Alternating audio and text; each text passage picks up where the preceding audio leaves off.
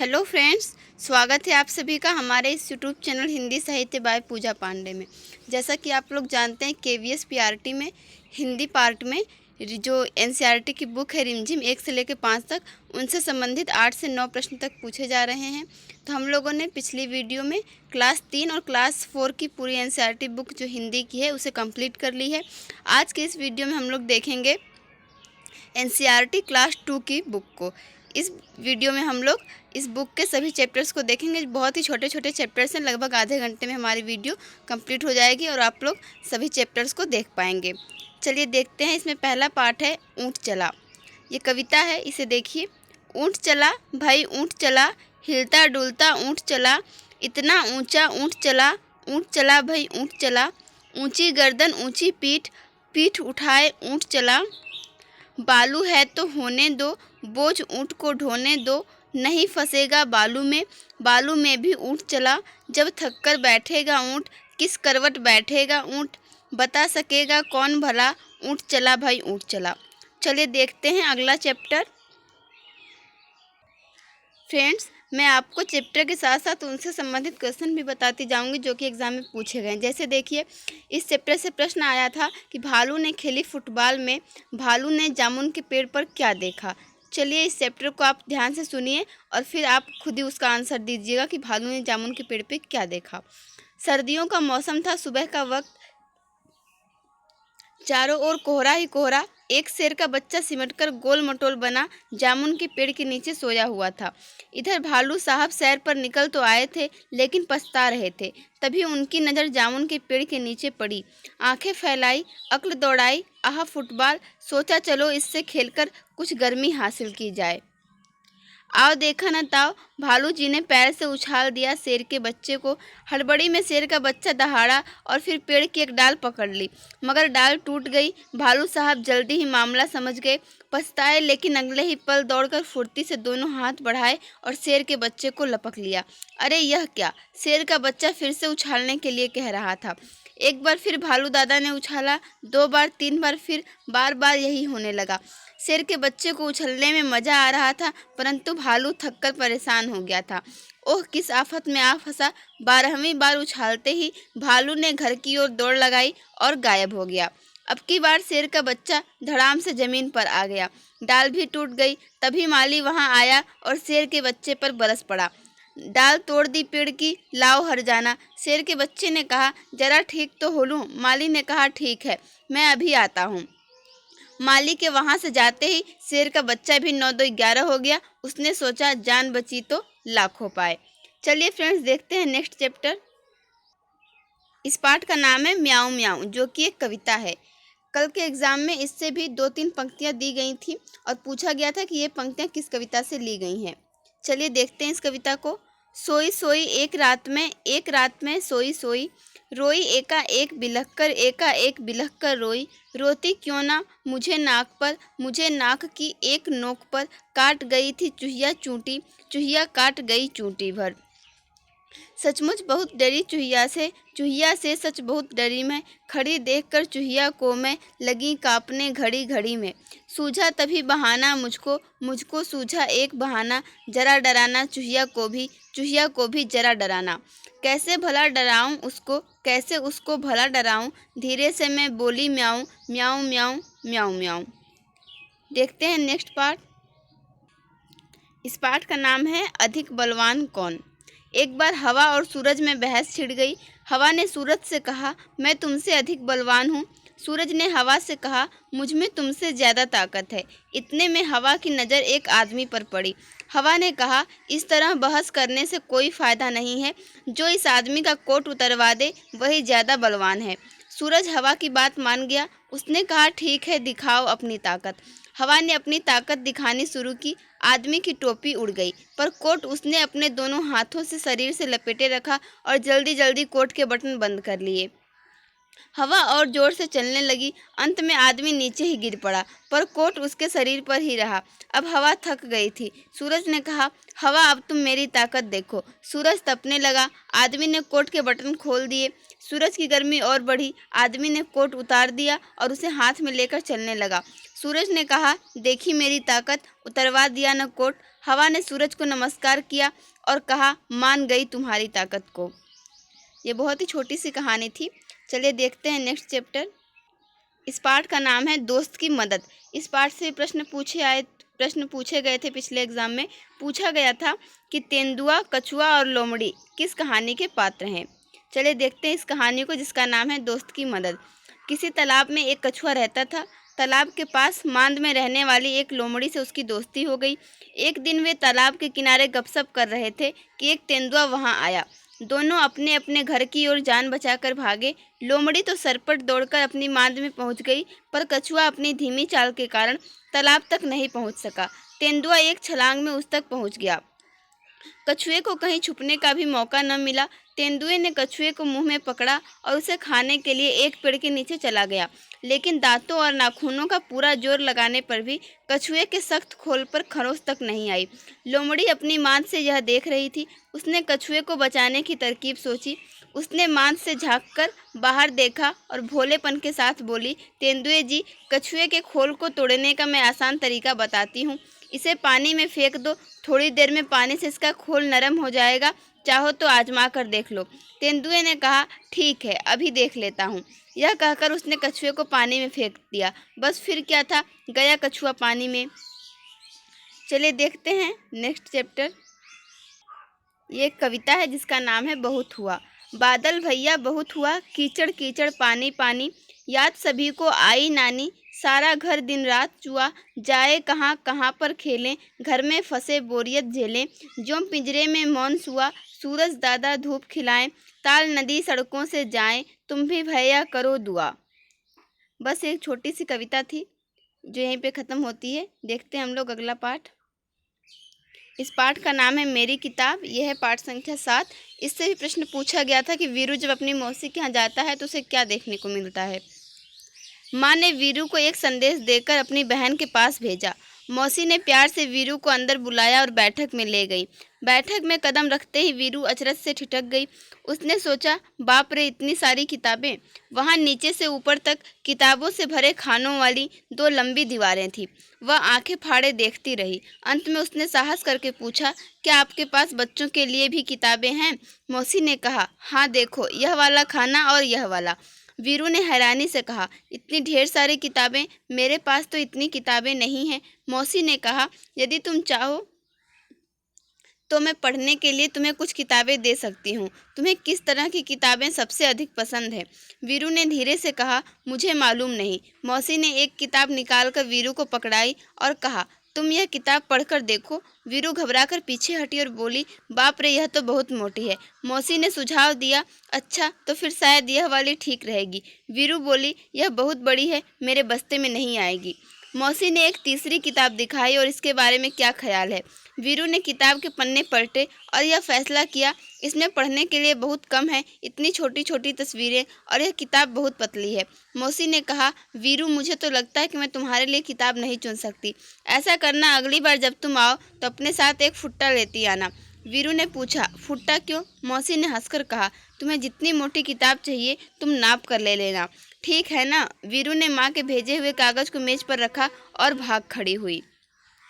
तो ये कहानी यहीं पे ख़त्म होती है। फ्रेंड्स देखिए, अगर आप लोग चाहते हैं कि आप लोगों के KVS PRT में जो हिंदी का सेक्शन है उसे व्याकरण तो आपको आता ही होगा, बाकी जो NCERT से 8-9 प्रश्न आ रहे हैं वो गलत ना हो, तो आप लोग वीडियो को पूरे ध्यान से सुनिए। अगर सिर्फ आप एक बार भी नहीं ध्यान से सुन लेते हैं तो आपके प्रश्न गलत नहीं होंगे। लेकिन सिर्फ आप सोचें कि अगर हम लोग MCQs करके या फिर समरी के साथ ऐसा कर ले तो आप लोग पढ़ेंगे, हो सकता है 4-5 क्वेश्चन आपके सही हो जाए, लेकिन फिर भी आपके 3-4 क्वेश्चन गलत हो जाएंगे, जो कि लाइन्स देकर पूछा रहेगा। क्योंकि बिना डीपली पढ़े आप ये नहीं बता सकते कि कौन सी लाइन किस कहानी या किस कविता से ली गई है। अगला पाठ है तितली और कली। ये एक छोटी सी कविता है, आइए इसे देखते हैं। हरी डाल पर लगी हुई थी नन्ही सुंदर एक कली, तितली उससे आकर बोली, तुम लगती हो बड़ी भली, अब जागो तुम आंखें खोलो और हमारे संग खेलो, फैले सुंदर महक तुम्हारी, महके सारी गली गली, कली छिटक कर खिली रंगीली, तुरंत खेल की सुनकर बात, साथ हवा के लगी भागने, तितली छूने उसे चली। ये बहुत ही छोटी सी कविता थी। आइए अगला चैप्टर देखते हैं। यह है पाठ संख्या 9, जिसका नाम है बुलबुल। क्या तुमने कभी बुलबुल देखी है? बुलबुल को पहचानने का एक सरल तरीका है। यदि तुम्हें कोई चिड़िया तेज आवाज़ में बोलती हुई मिले तो उसकी पूंछ को देखो। यदि पूंछ के नीचे वाली जगह लाल हो तो समझो वह चिड़िया बुलबुल है। जब वह उड़े तो पूंछ का सिरा भी ध्यान से देखना। बुलबुल की पूंछ के सिरे का रंग सफ़ेद होता है, उसका बाकी शरीर भूरा और सिर का रंग काला होता है। बुलबुल ऊंची आवाज़ में बोलती है। बुलबुल को हम लोगों से कोई डर नहीं लगता। तुम्हें शायद एक बुलबुल ऐसी भी मिले जिसके सिर पर काले रंग की कलगी हो, उसे सिपाही बुलबुल कहते हैं। बुलबुल पीपल या बरगद के पेड़ पर कीड़े ढूंढकर खाती है। वह हमारी तरह सब्जी और फल भी खाती है। अमरूद के बगीचे या मटर के खेत पर बुलबुल काफ़ी ज़ोर से हमला करती है। वह अपना घोंसला सूखी हुई घास और छोटे पौधों की पतली जड़ों से बुनती है। घोंसला अंदर से एक सुंदर कटोरे जैसा दिखता है। बुलबुल एक बार में 2 या 3 अंडे देती है। उसके अंडे हल्के गुलाबी रंग के होते हैं। तुम उन्हें ध्यान से देखो तो तुम्हें उन पर कुछ लाल, कुछ भूरी और कुछ बैंगनी बिंदियाँ दिखाई देंगी। ये चैप्टर जो यहीं पे ख़त्म होता है। आइए देखते हैं हम लोग अगला पार्ट। यह पाठ संख्या 10 जिसका नाम है मीठी सारंगी। फ्रेंड्स, ये क्लास 2 की एनसीईआरटी बुक है हिंदी की। इसमें बहुत ही छोटे छोटे चैप्टर दिए हैं। कुल 15 चैप्टर हैं, जिसमें से कि आप लोगों ने 9 चैप्टर देख लिया है। 6 चैप्टर भी हम लोग जल्दी ही देख लेंगे। आप लोगों ने देखा काफ़ी कम समय में भी 11 मिनट ही हुआ है। 11 मिनट में हम लोगों ने 9 चैप्टर को कंप्लीट कर लिया है। चलिए देखते हैं अगले पार्ट को, जिसका नाम है मीठी सारंगी। एक गांव में एक सारंगी वाला आया। वह सारंगी बहुत अच्छी बजाता था। रात में जब उसने सारंगी बजाना शुरू किया तब गांव के बहुत से लोग इकट्ठे हो गए। सारंगी की मीठी आवाज़ और सारंगी वाले के बजाने की कला से गांव के लोग दंग रह गए। सब लोग कहने लगे, कैसी मीठी सारंगी है, आह कितना आनंद आ रहा है। वहीं पास में बैठा हुआ भोला भी लोगों की ये बातें सुन रहा था। वह मन ही मन कहने लगा, इन लोगों को सारंगी बहुत मीठी लगी, लेकिन मेरा तो मुंह मीठा हुआ ही नहीं, ये सब झूठे हैं। थोड़ी देर बाद उसने सोचा कि शायद सारंगी वाले के पास बैठने से मुंह मीठा हो जाए, इसलिए वह सारंगी वाले के पास जाकर बैठ गया। रात के 3-4 बजे जब सारंगी वाले ने गाना बजाना बंद कर दिया तब लोगों ने सारंगी वाले से कहा, महाराज आपकी सारंगी बहुत ही मीठी है, हमें बड़ा ही आनंद आया, 2-4 दिन यहीं ठहरिए। ये बातें सुनकर भोला मन ही मन झुंझलाया और सोचने लगा, ये लोग झूठ तो नहीं बोल सकते, सारंगी मीठी जरूर है, पर मुझे न जाने स्वाद क्यों नहीं आया। तब तक रात ज़्यादा हो गई थी, इस कारण लोग घर नहीं गए, वहीं चौपाल में सो गए। सारंगी वाले ने भी सारंगी पर खोली चढ़ाई और उसे अपने सिरहाने रखकर सो गया, पर भोला को चैन कहाँ था। जब लोग नींद में खर्राटे लेने लगे तब उसने चुपके से उठकर वह सारंगी उठा ली और ऊपर का खोल उतारकर उसे जीभ से चाटा। कुछ स्वाद नहीं आया। अब उसने सारंगी को खूब हिलाया, उसके छेद को मुंह के पास लगाकर मुंह में उड़ेला, पर सारंगी से एक भी मीठी बूंद नहीं निकली। वह लोगों की बेवकूफ़ी पर बहुत ही झुंझलाया। अब की बार उसने सारंगी को गांव से बाहर दूर ले जाकर फेंक दिया। वह लोगों की बेवकूफ़ी पर हंसता हुआ अपनी जगह पर आकर चुपचाप सो गया। सवेरा होने पर जब सारंगी अपनी जगह पर नहीं मिली तो सब लोग और सारंगी वाला बड़े दुखी हुए। लोग कहने लगे, बड़ी मीठी सारंगी थी, पता नहीं कौन ले गया। भोला इस बात को न सुन सका और गुस्से से बोला, क्या खाक मीठी थी, मैंने तो उसे अच्छी तरह चाटा था, उसमें जरा भी मिठास नहीं थी। तुम सब लोग झूठे हो और बाबा जी की खुशामद करते हो। लोगों ने पूछा, पर सारंगी है कहाँ? उसने कहा, गांव के बाहर पड़ी है। लोगों ने भोला की बेवकूफ़ी पर सिर पीट लिया। देखते हैं फ्रेंड्स हम लोग अगला पाठ। यह पाठ संख्या 11 जो कि कविता है, जिसका नाम है टेसू राजा बीच बाजार। टेसू राजा बीच बाजार खड़े हुए ले रहे अनार, इस अनार में कितने दाने, जितने हों कंबल में खाने। कितने हैं कंबल में खाने, भेड़ भला क्यों लगी बताने। एक झुंड में भेड़ें कितनी, एक पेड़ पर पत्ती जितनी। एक पेड़ पर कितने पत्ते, जितने गोपी के घर लत्ते। गोपी के घर लत्ते कितने, कलकत्ते में कुत्ते जितने। 20,23,000 दाने वाला एक अनार। टेसू राजा कहे पुकार, लाओ मुझको दे दो 4। ये छोटी सी कविता थी। आइए देखते हैं अगला पाठ। फ्रेंड्स, इस पाठ का नाम है बस के नीचे बाघ, और इससे भी आपके केवीएस पीआरटी में प्रश्न देखने को मिले थे। पूछा गया था कि बस के नीचे से बाघ ने बस में किसे देखा। चलिए आइए देखते हैं इस कहानी को। किसी जंगल में एक छोटा बाघ खेल रहा था। खेलते खेलते वह जंगल के पास वाली सड़क पर निकल आया। सड़क पर एक बस खड़ी थी। छोटे बाघ ने देखा कि बस का दरवाज़ा खुला है। बाघ अपने अगले पंजे बस की सीढ़ी पर रखकर बस के भीतर देखने लगा। उसने देखा कि बस के भीतर और बस के भीतर आगे की तरफ से घर घर की आवाज़ आ रही है और उसके पास एक आदमी बैठा है। छोटे बाघ ने यह भी देखा कि उस आदमी के सामने एक दीवार सी है, लेकिन यह दीवार कुछ अजीब थी। इस दीवार में से बाहर की हर चीज़ साफ साफ दिखाई दे रही थी। बाघ ने अपना सिर दाहिनी तरफ मोड़ा। उसने देखा कि बस में कई लोग बैठे हैं। आगे वाली सीट पर दो छोटी लड़कियां बैठी थीं। अचानक छोटे बाघ को लगा कि लोग उससे डर रहे हैं और उसे भगाना चाहते हैं। तभी सामने की सीट पर बैठा आदमी उठा और अपनी दाहिनी ओर वाला दरवाज़ा खोलकर बाहर कूद गया। बस के बाकी लोग भी तेजी से पीछे वाले दरवाजे की तरफ भागने लगे। लोगों को भागते देखकर छोटा बाघ कुछ घबराया। वह सीढ़ी से उतरा और बस के नीचे घुस गया।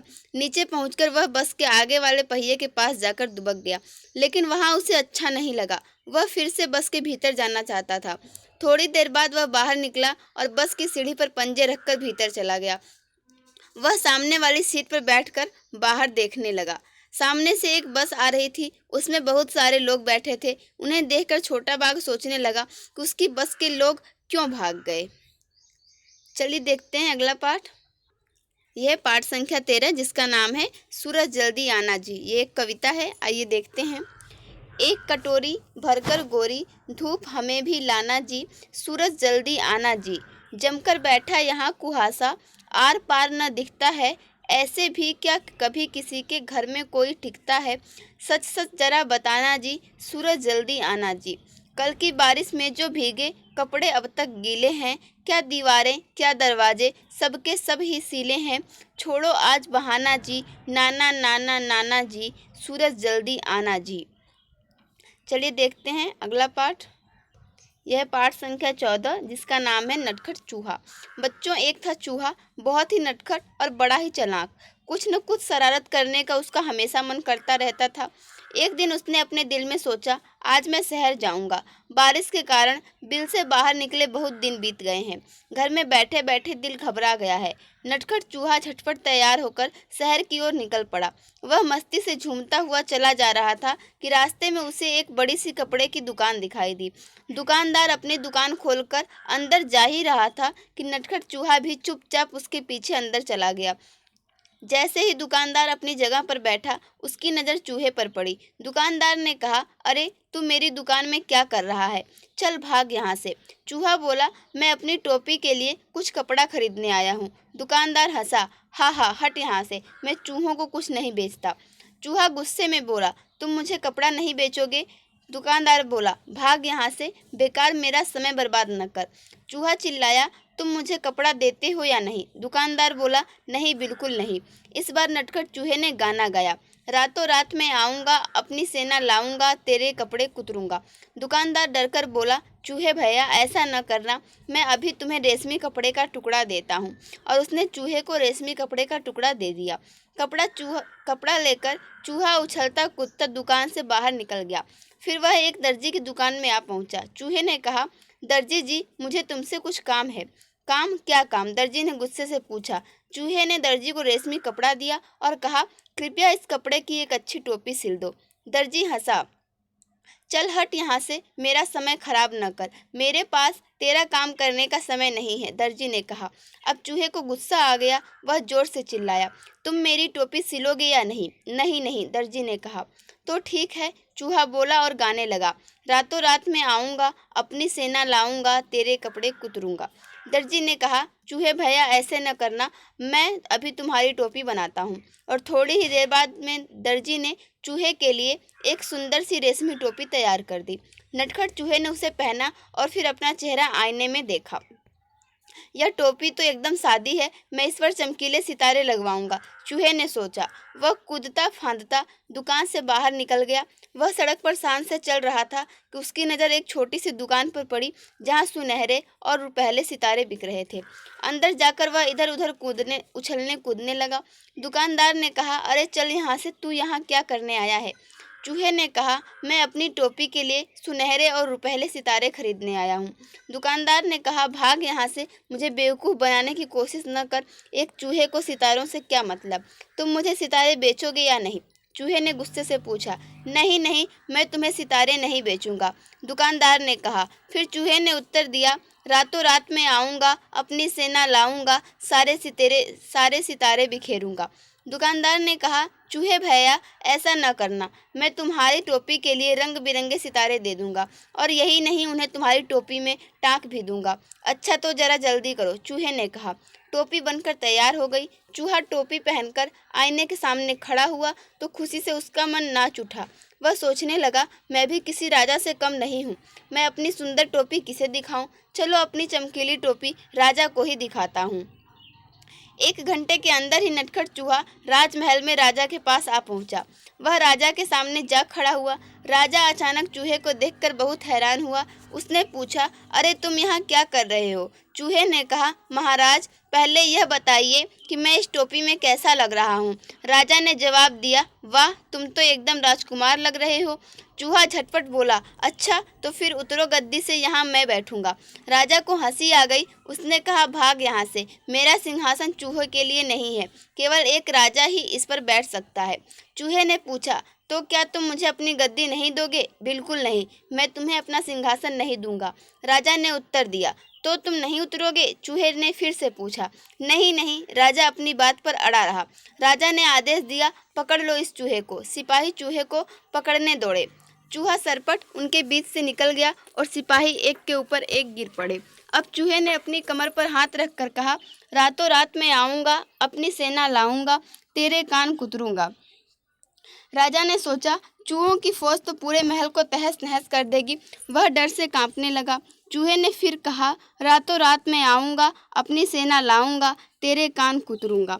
राजा डर से कांपने लगा। कांपती आवाज़ में उसने कहा, चूहे भैया तुम बेकार में नाराज हो रहे हो। मैं अपनी गद्दी से अभी उतरता हूँ और तुम शौक से जितनी देर चाहो इस पर बैठ सकते हो। चूहा बहुत खुश हुआ। शान से वह सिंहासन पर बैठ गया और काफ़ी देर तक वहाँ आराम करता रहा। रात जब काफ़ी बीत गई, वह गद्दी से कूदकर नीचे आया और खुशी खुशी अपने घर को चल दिया। उसने शान से अपनी चमकीली टोपी अपने सभी साथियों को दिखाई। सभी दोस्त उसकी कहानी सुनना चाहते थे। चलिए देखते हैं इस पाठ का, इस एनसीईआरटी बुक का, जो कि क्लास 2 के लिए लास्ट चैप्टर, जिसका नाम है इक्की दोक्की। यह है पाठ संख्या 15। 2 बहनें थीं। एक का नाम था एक सवाली और दूसरी का नाम था दोन के सवाली। दोनों बहनें अपने अम्मा और बाबा के साथ एक छोटे से घर में रहती थीं। एक के सवाली का एक ही बाल था, इसीलिए सब उसे एक की बुलाते थे। दोन के सवाली बड़ी घमंडी थी, उसके 2 बाल थे, इसलिए सब उसे दोक्की बुलाते थे। अम्मा सोचती थी कि दोक्की जैसी सुंदर लड़की तो दुनिया में है ही नहीं, और बाबा उनको सोचने की फुर्सत ही कहाँ, काम में जो उलझे रहते थे। दोक्की हमेशा अपनी बहन पर रौब जमाती रहती। एक दिन इक्की घने जंगल में गई। चलते चलते वह घने जंगल के बीच आ पहुंची। चारों तरफ सन्नाटा था।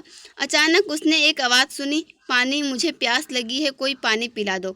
इक्की रुकी और उसने चारों तरफ घूमकर देखा। वहाँ तो कोई नहीं था। फिर उसने देखा सूखी मुरझाई हुई मेहंदी की एक झाड़ी, जिसके पत्ते सरसरा रहे थे।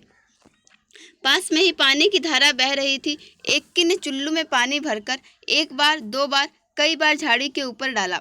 मेहंदी की झाड़ी बोली, धन्यवाद इक्की, मैं तुम्हारी ये मदद याद रखूंगी। इक्की आगे बढ़ गई। फिर अचानक सन्नाटे में उसे एक और आवाज़ सुनाई दी, मुझे भूख लगी है, कोई मुझे खाना खिला दो। इक्की ने देखा कि एक मरियल सी गाय पेड़ से बंधी हुई थी। इक्की ने घास फूस इकट्ठी की और गाय को खिला दी। उसके बाद उसने गाय के गले में बंधी रस्सी को खोल दिया। धन्यवाद इक्की, मैं तुम्हारी ये मदद हमेशा याद रखूंगी, गाय ने कहा। इक्की अब चलते चलते थक गई थी। उसे गर्मी भी लग रही थी। उसे समझ नहीं आ रहा था कि अब वह क्या करे, कहाँ जाए। तभी उसे दूर एक झोपड़ी दिखाई दी। इक्की दौड़कर झोपड़ी तक गई और आवाज़ लगाई, कोई है? एक बूढ़ी अम्मा ने दरवाज़ा खोला।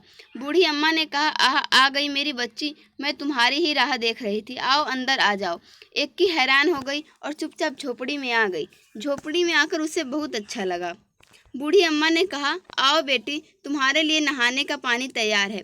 पहले अच्छी तरह से तेल लगाओ और उसके बाद नहा लो, फिर हम खाना खाएंगे। इक्की ने शर्माते हुए कहा, नहीं नहीं। अम्मा ने पुचकार कर कहा, अरे नहीं क्या, जैसा मैं कहती हूँ वैसा करो। इक्की ने बूढ़ी अम्मा की बात मान ली। फिर पता है क्या हुआ? इक्की ने जैसे ही अपने सिर से तौलिया हटाया तो उसने पाया कि उसके सिर पर एक नहीं परंतु बहुत सारे बाल थे। इक्की इतनी खुश हुई कि वह खाना खा ही नहीं सकी। बस बार बार वह बूढ़ी अम्मा का धन्यवाद ही करती रही। बूढ़ी अम्मा ने मुस्कुराते हुए कहा, अब तुम घर जाओ बेटी और हमेशा खुश रहो। इक्की के तो जैसे पंख ही निकल आए। वह सरपट घर की तरफ दौड़ चली। रास्ते में उसे गाय ने मीठा मीठा दूध दिया और झाड़ी ने हाथों पर रचाने के लिए मेहंदी दी। घर पहुंचकर इक्की ने सारी कहानी सुनाई। दुख की कहानी सुनते ही सीधे जंगल की तरफ भागी। दुख की इतना तेज भाग रही थी कि न उसने प्यासी झाड़ी और न ही भूखी गाय की पुकार सुनी। वह तो धड़धड़ाती हुई झोपड़ी में घुस गई और बूढ़ी अम्मा को हुक्म दिया, मेरे लिए नहाने का पानी तैयार करो। हाँ आओ, मैं तुम्हारी ही राह देख रही थी। पानी तैयार है, नहा लो, बूढ़ी अम्मा ने दोक्की से कहा। झटपट नहाने के बाद जैसे ही दोक्की ने तौलिया सिर से हटाया उसकी तो चीख निकल गई। दोक्की के दो ही तो बाल थे और वे भी झड़ गए थे। रोते रोते दोक्की घर की तरफ चलने लगी। रास्ते में उसे गाय ने सींग मारा और मेहंदी की झाड़ी ने कांटे चुभो दिए। मगर अब दोक्की अपना सबक सीख चुकी थी। इसके बाद इक्की दोक्की अपने अम्मा बाबा के साथ खुशी खुशी रहने लगी। तो फ्रेंड्स, आज की इस वीडियो में हम लोगों ने रिमझिम 2 जो कि क्लास 2 की एनसीईआरटी की हिंदी बुक थी उसके सभी 15 चैप्टर को देख लिया, जो कि आपके केवीएस पीआरटी एग्ज़ाम के लिए काफ़ी हेल्पफुल होगा। Thank you for watching this video.